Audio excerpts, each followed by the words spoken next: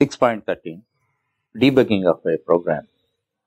Debugging is one of the processes, one of the phase in development cycle of a program. Bug means error. Debugging means detecting, locating, and rectifying the error in a computer program. Until unless all errors are rectified, then program is not compiled in case of syntax errors. In case of logical and runtime errors, it is not a complete program. We cannot depend on that program. So all these errors can be classified into two groups: visible errors and hidden errors. Visible errors means mainly the syntax errors. Syntax errors. When syntax errors are created, actually, after we start the compilation, compiler dissect all our source code into tokens. That process is called tokenization. As soon as you start compilation process, then compiler tokenize your program. Then you may write it in 10 lines or 20 lines or 100 lines. Then compiler tokenizes that program and scans all the program like this, all the tokens like this. Then it finds any unwanted thing is present or any wanted thing is missing. Suppose, for example, after include directive, include stdio.h like a directive, we should not put a semicolon. Suppose after every printf statement, we have to place a semicolon. In the first case, it is present, that is in the after a preprocessor directive, if you put a semicolon, and if you forget, if you ignore a semicolon after a statement, then it reports by way of error messages. These error messages are not straightforward, number one. Number two, those are not in proportion with the number of errors. Suppose somewhere you miss one comma. That as a result of that, you may find 10 errors. That means compiler will take into consideration of reflective errors. That means here comma is one place, comma is missing. In our view, only one error, but it reflects in 10 places. So it reports 10 error messages. But all these error messages are quite cryptic, not in a straightforward language. That also you must understand. Then, however, you gain little experience, you can understand simply, however cryptic they are, simply by seeing that what type of error is occurred, you can know. A simple example I tell you, this is include stdio.h. You have written and by mistake you put a semicolon here. Now, in that program, you have used printf. Then one peculiar error message is reported, an undefined symbol printf. Printf is not defined by printf is part of the C language. How it is made as a undefined symbol? Because here this is, you have written this statement, a directive, but to put the semicolon. Because of that, it has no effect, it is nullified. Because of that reason, that is coming. You must understand that. So reflective errors are means its view. Now where the impact is there, it takes into consideration. It describes, it lists out all those errors. So syntax errors are relatively very easy. Being a beginner, right now you may feel some difficulty, but once you gain experience, automatically you can, as soon as see the error message, even 20 error messages are there also, you can easily find out the reasons and trace it out. And apart from that, always your cursor will help you. Actually, whenever error messages are released, then your cursor stands on a instruction, on a statement. You can find out there is an error. By this technique, you can find where errors are there, and ultimately you can fix up all the errors. So, as far as syntax errors are concerned, these are visible errors. We can easily find them out, and that is not a big issue. Now, other type of errors are there. Hidden errors. Hidden errors, these are very dangerous errors, because your program is executed properly. For some inputs, it may give correct values. Some other inputs, some set of inputs, it may not give output properly. So when it gives correct output, when it does not give correct output, we do not know. These hidden errors can be classified into three groups. First one is runtime errors. Second one is logical errors.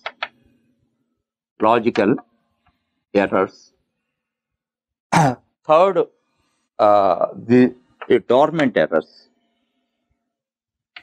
So these are hidden errors, can be classified into three groups: runtime errors, logical errors, and dormant errors.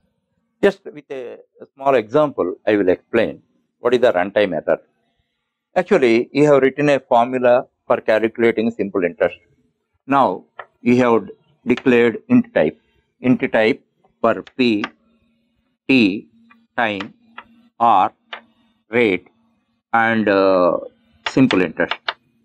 This is the principle. This time, number of years, or otherwise I make it as n, number of years, rate of interest, and now you write a formula, the SI is equal to PNR by 100. P N R by 100. This formula is correct. Now you have given inputs like this: 1000,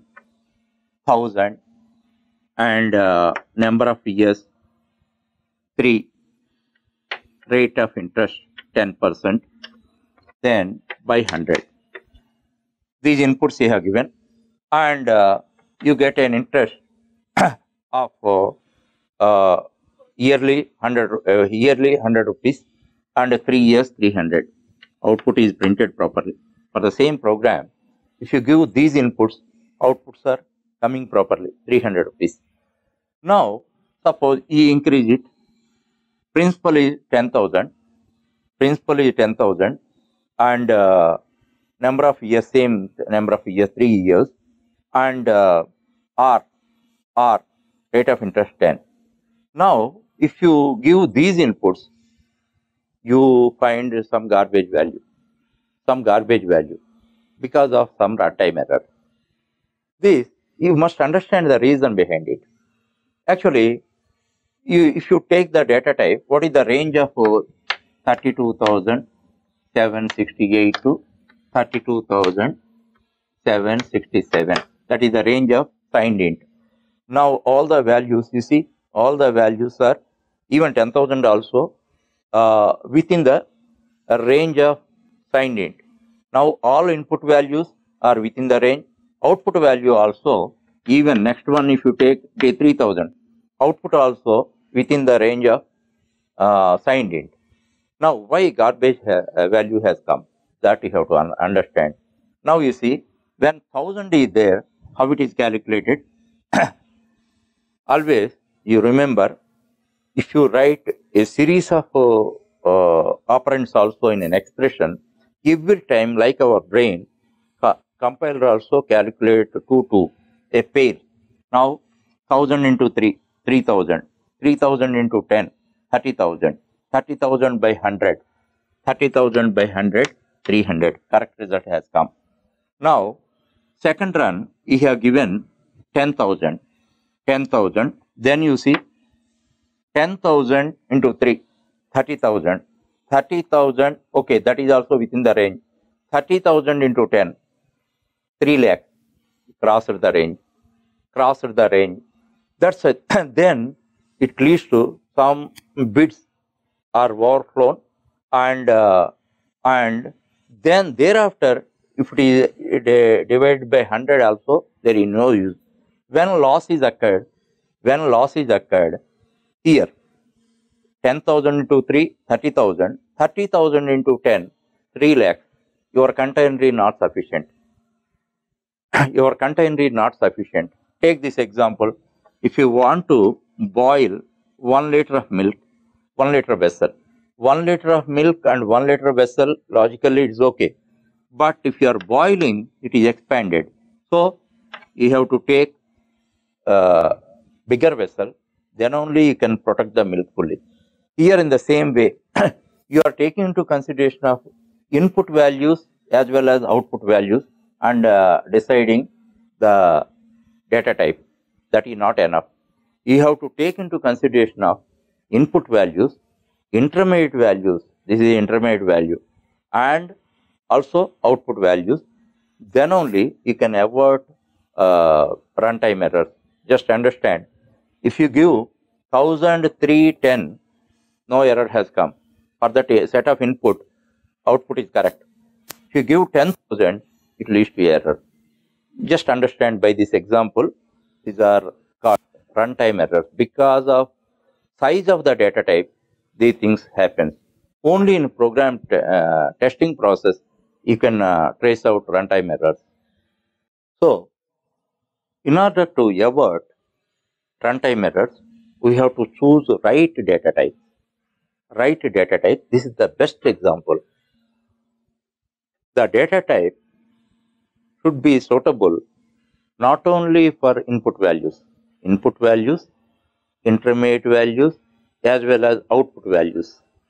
You must take into consideration of 3 types of values.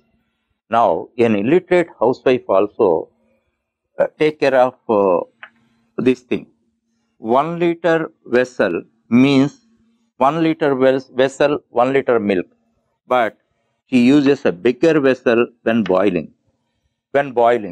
Suppose if she uses 1 liter vessel for 1 liter milk, in boiling what happens? The sum of the milk is boiled over. The same thing, the same process of overflowing bits.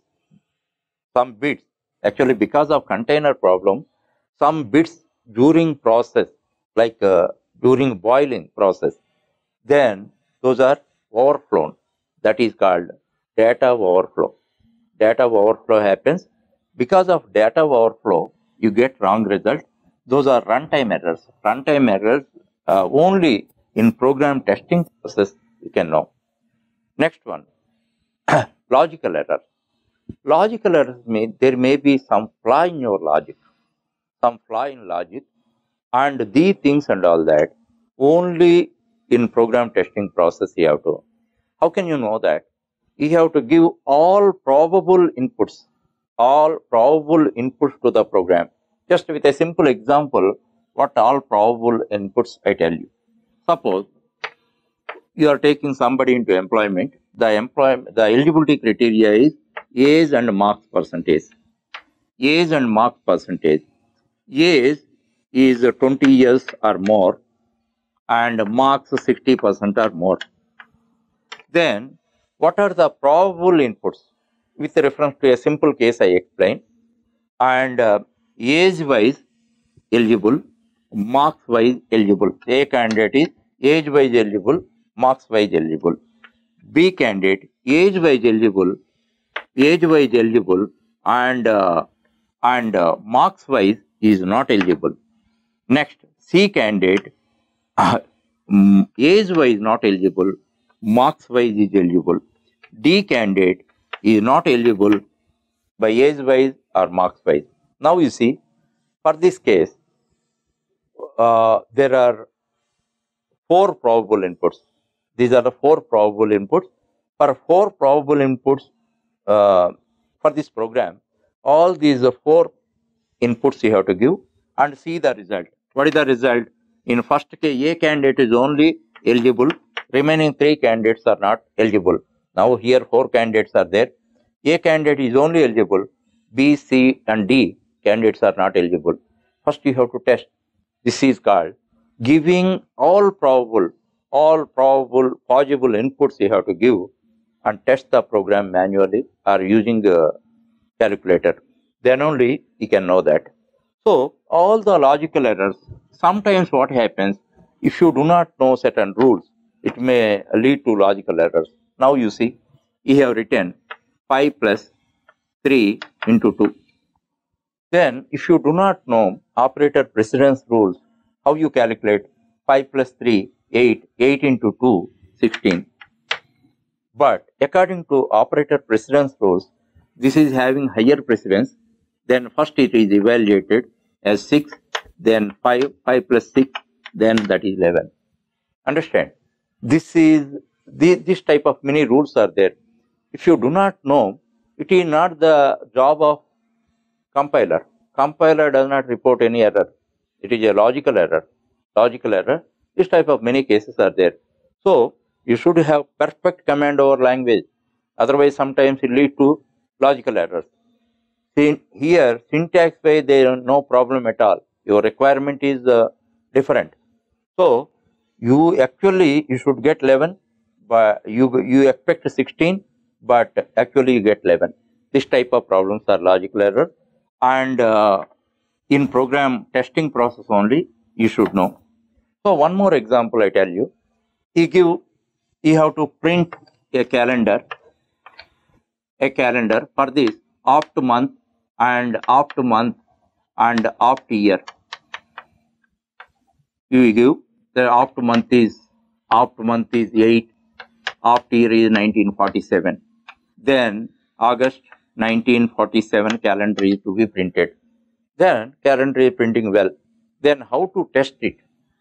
Every time you give opt month and opt year, you have to test whether it is correctly printed for all the given opt months and opt year. Then you have to test it for leap years, non-leap years, century leap years, century non-leap years, January month, February month, and any other month.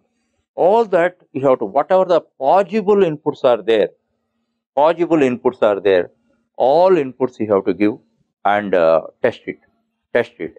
Then only the program, you can take it as granted the program is accurately working, and then only your responsibility is seized as a programmer. And third type of errors also I show you, the dormant errors. Dormant errors means those are sleeping errors. When they wake up, in a particular situation they wake up. In all situations it is correct.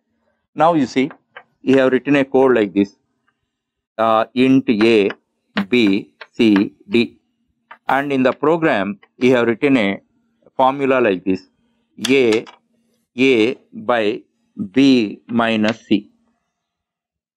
This type of formula I have written, and every time it works fine. But sometime you have given inputs like this, for A 10, B 5, C 5, then 10 by 0. 10 by 0, this is called integer division by 0. Integer division by 0, it is a fatal error. Mathematically, it is not defined.